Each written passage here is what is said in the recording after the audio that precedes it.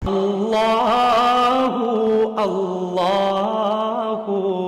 صلی اللہ علیہ وسلم نے ارشاد فرمایا، تزوج الودود الولود، زیادہ بچے جننے والی اور زیادہ محبت کرنے والی لڑکیوں سے شادی کرو، فإنی مکاثر بکم الامم یوم القیامہ، اس لیے کہ میں تمہاری کثرت کی وجہ سے باقی امتوں پہ فخر کروں گا۔ تو رسول اللہ صلی اللہ علیہ وسلم کی یہ چاہت تھی کہ امت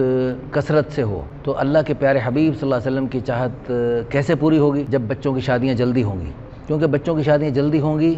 بچیوں کی شادیاں جلدی ہوں گی، بچے زیادہ جننے کے قابل ہوں گی۔ بچیاں جب یعنی مختلف کالجوں میں، یونیورسٹیوں میں 30-35 سال تک ڈگریاں لیتی رہیں گی، تو پھر اس کا خطرناک نتیجہ یہ ہوگا کہ بچیاں جو ہے وہ پھر زیادہ بچے جننے کے قابل نہیں رہتی۔ اور دوسری بات یہ بھی ہے کہ پھر وہ جب ایسے گندے ماحول میں جاتی ہیں، عام طور پہ اس ماحول کا خطرناک اثر یہ ہوتا ہے کہ پھر وہ شوہر کے ساتھ زیادہ محبت کرنے والی بھی نہیں رہتی۔ اس لیے رسول اللہ صلی اللہ علیہ وسلم کی اس چاہت کو پورا کرنے کے لیے بچیوں کی شادیاں جلدی کرنا بہت ضروری ہے۔ ابھی پچھلے دنوں ہمارے پاس ایک صاحب تشریف لائے، انہوں نے اپنی بیٹی کی شادی، پہلی بیٹی کی شادی بھی الحمدللہ کروائی، تو اسی طرح چھوٹی عمر میں بڑی عمر کے شخص سے شادی کروائی۔ بڑی عمر کے شخص سے شادی کروائی انہوں نے، تو وہ یعنی تقریباً 40 سال کا وہ بندہ تھا اور اس کی دوسری شادی تھی، اور یہ جو تھی پہلی بیوی بھی تھی اس بندے کی، تو اس نے دوسری شادی کی 18 سالہ لڑکی سے۔ تو انہوں نے اپنی بیٹی کو 18 سالہ لڑکی کو اس دوسرے شادی کے لیے اس شخص کو دیا، تو اس کی وجہ سے ماشاءاللہ وہ اتنی خوش ہوئی لڑکی بھی، اس نے بھی اس سے اتنی محبت کی اور اتنا اس کو خوشیاں دیں کہ وہ یعنی اب اگلی بیٹی بھی اسی طرح بڑی عمر کے شخص کو دوسری شادی پہ دینے کے لیے تیار ہو گئے۔ کیونکہ دیکھو جی، آج کل جو لڑکیاں 30-35 سال تک ڈگریاں لیتی ہیں اور مختلف کالجوں یونیورسٹیوں کی خاک چھانتی ہیں اور مختلف جگہوں میں جاب کر کے اپنے لیے کچھ جہیز بناتی ہیں یا اپنا کچھ گھر بناتی ہیں یا اپنے کاروباری طور پہ مالی طور پہ مستحکم ہوتی ہیں، تو اس مالی طور پر مستحکم ہونے کے راستے میں یونیورسٹیوں میں جاتے آتے اور وہاں رہتے ہوئے کتنے ہزاروں خطرات مول لینا پڑتے ہیں، پھر جاب کرتے ہوئے کتنے خطرات انہیں مول لینا پڑتے ہیں۔ تو اس سے بہتر یہ ہے کہ وہ جس دولت کی لالچ میں 30-35 سال تک ہزاروں خطرات مول لیتی ہیں، اگر وہ اللہ اور اس کے پیارے حبیب صلی اللہ علیہ وسلم کی چاہت کے مطابق ان کی جلدی شادیاں کر دی جائیں کسی مالدار شخص سے، تو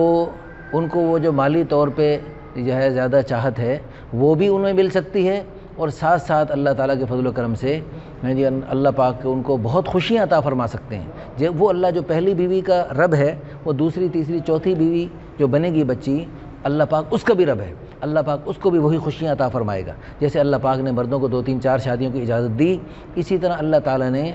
عورتوں، لڑکیوں کو اور ان کے والدین کو بھی حکم دیا، گویا کہ ضمناً اس آیت کی فَانكِحُوا مَا طَابَ لَكُم مِّنَ النِّسَاءِ مَثْنَىٰ وَثُلَاثَ وَرُبَاعَ میں،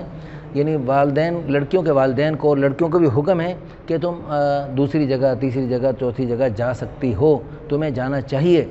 تو اللہ تعالیٰ ہم سب کو، ہماری بہنوں کو اس اللہ کے حکم کو سمجھنے کی توفیق عطا فرمائے۔ لیکن الحمدللہ اللہ تعالیٰ کے فضل و کرم سے لوگ سمجھ رہے ہیں۔ حضرت مفتی طارق مسعود صاحب کو اللہ پاک بہت جزائے خیر عطا فرمائے، ان کی تحریک ہے، اور بڑے بڑے علماء کرام ماشاءاللہ اس موضوع پر کافی ماشاءاللہ اپنی کاوش فرما رہے ہیں۔ الحمدللہ ثم الحمدللہ مفتی طارق مسعود صاحب کی اس تحریک اور اس ترغیب اور اس تحریر سے ماشاءاللہ پوری دنیا میں انقلاب آ رہا ہے اور ماشاءاللہ لوگوں میں فائدہ ہو رہا ہے۔ ہمارے میگزین الدعوۃ الی اللہ میں بھی الحمدللہ اس موضوع پر کافی تحریر چھپتی رہی، اور ماشاءاللہ ایک خط چھپا، گمنام بہن کا درد برخط۔ اس خط کی وساطت سے اللہ تعالیٰ کے فضل و کرم سے الحمدللہ ثم الحمدللہ بے شمار خواتین الحمدللہ دوسری تیسری چوتھی شادی کے لیے آمادہ ہوئیں۔ وہ خواتین جو کہتی ہیں ہم کبھی بھی سوکن نہیں بن سکتی، لیکن الحمدللہ وہ سوکن بننے کے لیے تیار ہوئیں۔ سوکن بننے کے ہزاروں فائدے ہیں۔ دیکھو، وہ اللہ جو ہمارا خالق ہے، مالک ہے، رازق ہے، رب ہے، محسن ہے، منعم ہے، وہ اللہ تعالیٰ جو ہمیں دوسری تیسری چوتھی شادی کی اجازت دے رہا ہے، اس میں ہزاروں حکمتیں ہیں، ہزاروں فائدے ہیں۔ کچھ تو ہمیں نظر آتے ہیں اور کچھ ہمیں نظر نہیں بھی آتے، تو ہمیں اللہ تعالیٰ، ہم یہ تو تحقیق کریں یہ اللہ رسول کی چاہت ہے یا نہیں۔ جب ہمیں پتہ لگ گئی واقعی اللہ رسول کی چاہت ہے، تو پھر اس میں ہماری سمجھدانی میں آئے نہ آئے، ہماری سمجھدانی چھوٹی ہے، اس میں ہر بات کا آنا ضروری نہیں ہے۔ اللہ تعالیٰ علیم حکیم ہے، سبحانک لا علم لنا، یا اللہ تو پاک ہے، ہمارے پاس کوئی علم نہیں، الا ما علمتنا، ہاں جو آپ علم دیں گے وہ ہمیں مل جائے گا۔ وما اوتیتم من العلم الا قلیلا، اللہ خود فرما رہے ہیں ارے انسانوں تمہیں جو علم دیا گیا بہت تھوڑا دیا گیا۔ ہم سب کو علم جو ملا بالکل تھوڑا سا ملا۔ علم کے لامحدود خزانے اللہ رب العزت کے ہاتھ میں ہے، تو اللہ تعالیٰ نے اپنے علم کے لامحدود خزانوں سے ہمیں جو دوسری تیسری چوتھی کی اجازت دی، اس میں اللہ کی قسم مردوں کے لیے بھی بھلا ہے، عورتوں کے لیے بھی بھلا ہے۔ اللہ پاک ہم سب کو دین کی سمجھ نصیب فرمائے، اللہ کے ہر حکم کو خوشی خوشی بجا لانے کی اور اس کو خود اپنانے کی اور ساری دنیا میں پھیلانے کی توفیق عطا فرمائے۔ آمین ثم آمین، وآخر دعوانا الحمدللہ رب العالمین۔